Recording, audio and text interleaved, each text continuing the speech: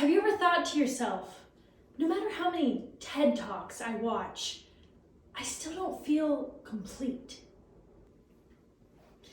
Even after the initial dopamine wears off from listening to a 30-year-old white woman get on stage and speak like a reverend, you still might not have it all figured out. There has to be a TED Talk about this, you say. I want to keep my 6-figure job, but I keep missing my kid's big soccer recital. Isn't there anything I can do? Today, I'm here to tell you the solution. Work-life balance. Work-life balance. Work-life balance. Work-life balance. Work-life balance.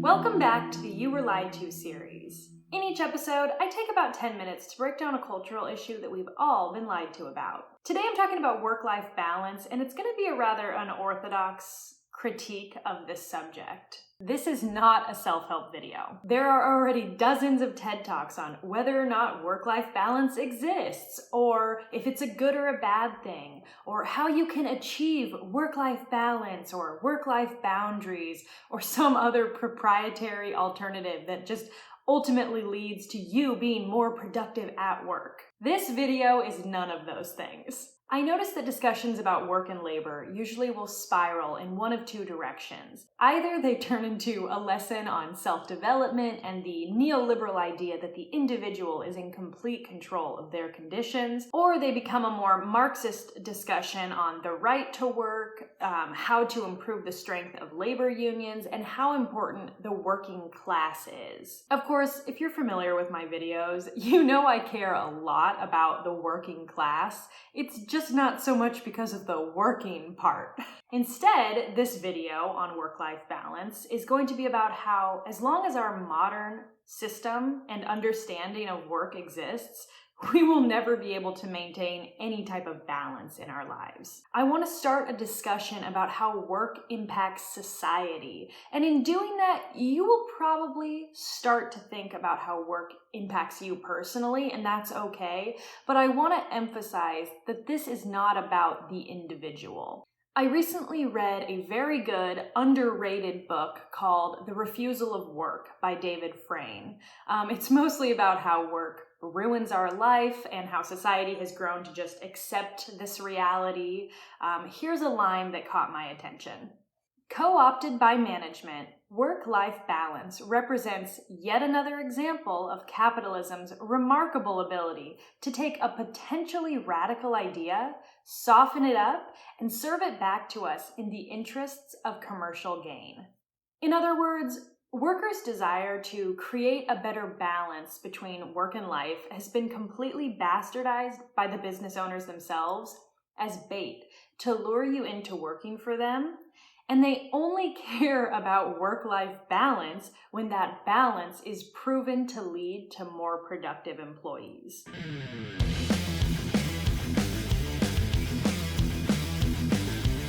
Also in that book is a quote from Charles Kettering, who worked for General Motors, and he said that the aim of businesses must be the organized creation of dissatisfaction. I cannot think of a more perfect example of manufacturing dissatisfaction than in the attempted balance between working and living. From the time you're a child, you're told that you need a career, which usually ends up being a job that you don't feel very much passion for. Then you have to pay off your student loans, you have to pay rent so you can live near your job consistently, you have to pay for a car or transportation to and from work. And it's okay that you're always busy because society is ready to sell you back all of the things that you would have done or created had you not been so busy. These things, these replacements, don't make us happy though, and in fact lead us to work even more, so we can keep paying for them and maintain our lifestyle. Then you aren't left with any balance between your work and your life,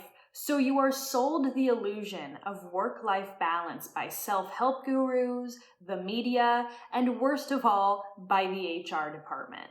It is an absolutely gut-wrenching system that leaves you old, broke, and empty just in time to retire. So now that you know what you're in for today, let's start at the beginning. I would define a good work situation as one that leaves you with enough time, money, and energy to enjoy the other parts of your life.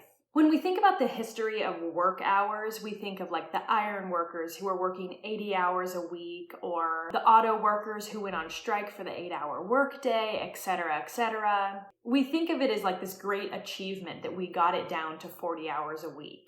But in reality, Americans work more now than they have any time in the past 75 years. And before the little pandemic, unemployment was at a record low, but a record high number of Americans worked multiple jobs. The lack of balance between work and home life really started to deteriorate between the 1970s and the 1990s, with cases of depression doubling in that time. This was when it really all started going downhill, and we started hearing about work-related mental conditions more and more. In my opinion, this was caused by the fact that work was becoming more efficient and automation was increasing, meaning there were fewer jobs. And because the baby boom had created such a huge population, not to mention the addition of women into the workforce, it meant that you actually needed more jobs. It also meant you had a lot more people to compete against for the good jobs. And a lot of the newly created jobs weren't necessary or meaningful ones.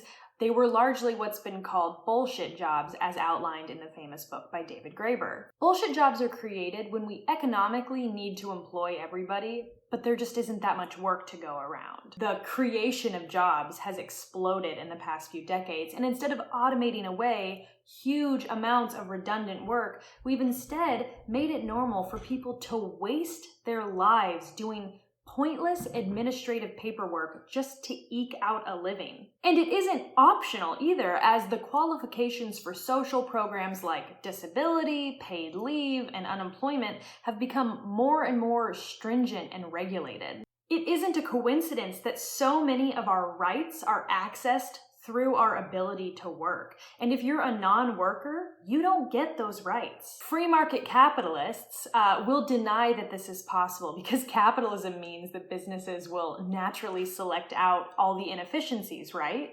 Well, that might be true from an industrial standpoint or even agricultural. It's just not true of things like the financial sector, or look at our healthcare system. How much of it is just redundant administrative paperwork to make sure that someone else did redundant administrative paperwork? The more complex you make a supply chain and the more regulations you put on businesses, the harder it is for small companies to compete with existing ones. And even the most innovative companies only become successful once they become entangled in financial and real estate schemes. So Kelgore, what does this have to do with work-life balance? Well, unfortunately, if you suffer from this issue, if you feel that work is negatively impacting your personal life, it implies that a certain level of coercion is going on. In some way or another, you're being forced to work and forced to exist so that you can keep working. If you stop, your entire livelihood is at stake. Otherwise, you would have quit a long time ago. If this is the case, any attempt to attain balance between your life and your coercive job is in vain. They own you. Even companies who claim to have like a great work-life balance frame it as a benefit of having that job. If you're lucky enough to get the job, you will be duly rewarded with a sense of balance between your work and your life. Hooray! But if you don't get the job, or if you lose the job, forget it. That's kind of backwards, right? A job should complement your life because you need money to survive in this world. Instead, they frame it as though the job itself is your key to finally achieving happiness. It is all based in neoliberalism and the idea that the individual is in control. And if you work hard enough, and if you're employable enough, and if you are willing to do bullshit work, it can all be yours. Work-life balance is a lie. It's another product sold to you to fill the void. Even if you stopped working, if you resisted capitalism, if you became ascetic and minimalist and didn't purchase anything except bags of rice and beans, you would still have to pay your landlord or the bank just for a place to live. It's the perfect system, really. An unhappy little snake eating its own tail because it's hungry. So what can you do to achieve work-life balance? Bitch, I told you at the beginning it's not about you. I'm not here to fix your problems. I'm here to point out how exploited you are. And after the initial sting wears off, I hope that this unhappy realization leads you to see work for what it really is, which is coercive and violent. And don't listen to anybody who wants to teach you how to be more productive, do time management, get work-life balance. That is psycho shit, okay? Seriously. We cannot go on like this. That being said, if you have any ideas about how we can collectively tear down our current system of labor, comment them down below. Please, I am begging you. I would love to hear from you on this subject. I just want to start a discussion. And if you have a bullshit job, I want to hear all about it. Thanks for watching. If you made it this far, make sure you're subscribed. There's going to be a lot more content like this coming from me soon because I am kind of on a fucking roll. This video was brought to you by my patrons. Thank you so much for your continued support. And if you are not a patron and you can afford to become one, do it.